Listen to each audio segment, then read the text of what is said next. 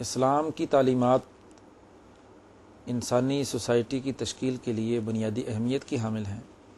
ان تعلیمات میں سب سے پہلی اور بنیادی چیز جس کے بارے میں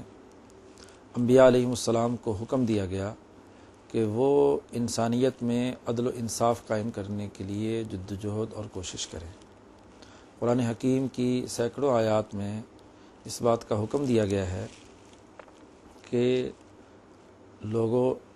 انسانیت میں عدل و انصاف کا نظام قائم کرو۔ ان اللہ یأمر بالعدل والاحسان، کہ اللہ حکم دیتا ہے عدل و احسان قائم کرنے کا۔ ایسے ہی اللہ پاک نے دوسری جگہ پر فرمایا نبی اکرم صلی اللہ علیہ وسلم اور پوری امت کو کہ اعدلوا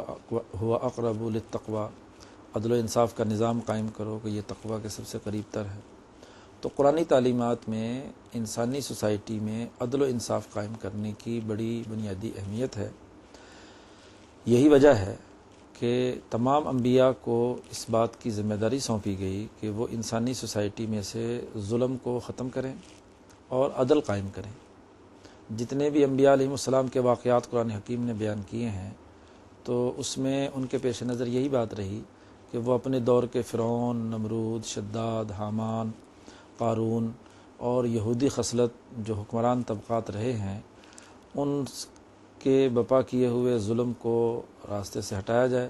اور جو مظلوم اور کمزور لوگ ہیں ان کو عدل و انصاف فراہم کیا جائے۔ عدل نام ہے دراصل اس بات کا کہ انسانی سوسائٹی میں دو یا دو سے زائد فریق جو معاہدات یا معاملات طے کرتے ہیں اس میں نسبت مساوات اور توازن کو برقرار رکھا جائے۔ انسانی سوسائٹی نام ہے سماجی معاہدات کا، اور اس سماجی معاہدات میں ہمیشہ دو یا دو سے زائد فریق ایک دوسرے کے ساتھ معاملہ طے کرتے ہیں۔ وہ سماجی معاہدات وہ فیملی سسٹم کی شکل میں ہوں،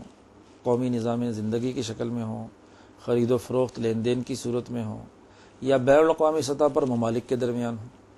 تو عدل دراصل اس نسبت کا نام ہے کہ جو دو فریق معاہدہ ہیں ان کی مساوی حیثیت کو تسلیم کیا جائے، ان کے مساوی حقوق کو متوازن انداز میں سمجھا جائے، ہر ایک کی فطری ضرورت کے مطابق جو اس کی ذمہ داریاں اور فرائض ہیں وہ ہر ایک فریق اپنی اپنی جگہ پر پورے طریقے سے ادا کرے۔ عدل و مساوات کا مطلب یہ نہیں ہوتا کہ دونوں فریق ایک ہی طرح کا لباس پہنے، ایک ہی طرح کی ضروریات پوری کریں، ایک ہی طرح کا یہ تصور ان کے اندر پایا جائے، یہ بات نہیں ہے۔ دونوں کی شخصیت کے جو انفرادی اختلافات ہیں یا طبعی ضرورتیں اور تقاضے ہیں وہ تو یقیناً مختلف ہیں، اب لیکن ان دونوں کے جو حیثیت ہے، شخصیت کا جو وزن ہے وہ دونوں کا برابر ہونا چاہیے۔ رائٹس دونوں کے جو ہیں، حقوق جو ہیں وہ دونوں، اس میں نسبت عدل کا پیدا ہونا بڑا ضروری ہے۔ تو عدل دراصل انسانی سماج کی ایک ایسی بنیادی ضرورت ہے کہ دین اسلام کی تعلیمات اس کو بہت زیادہ اہمیت دیتی ہے،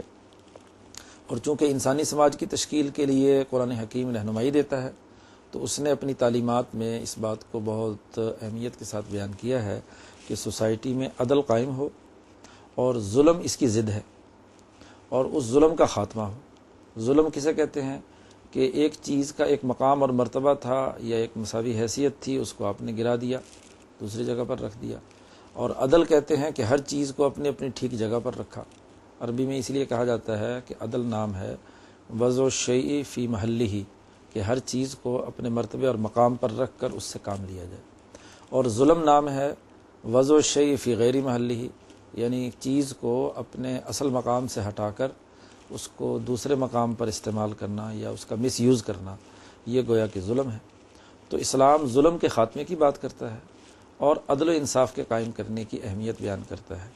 ہر مسلمان فرد پر یہ بات لازمی ہے کہ وہ اپنی سوسائٹی کے تمام دائروں میں، عائلی زندگی سے لے کر قومی اور بین الاقوامی نظام تک، وہ اپنی سوسائٹی میں عدل و انصاف قائم کرنے کا جذبہ بیدار کرے، اس کے لیے جدوجہد اور کوشش کرے، ظلم مٹانے کے لیے کردار ادا کرے، ظلم سے ظلم کے نظام سے علیحدگی اختیار کرے، اور وہ اس بات کو اپنی ذمہ داری سمجھے کہ دین کے فرائض میں سے مجبر ہے کہ میں عدل و انصاف کو قائم کروں اور ظلم کو مٹاؤں۔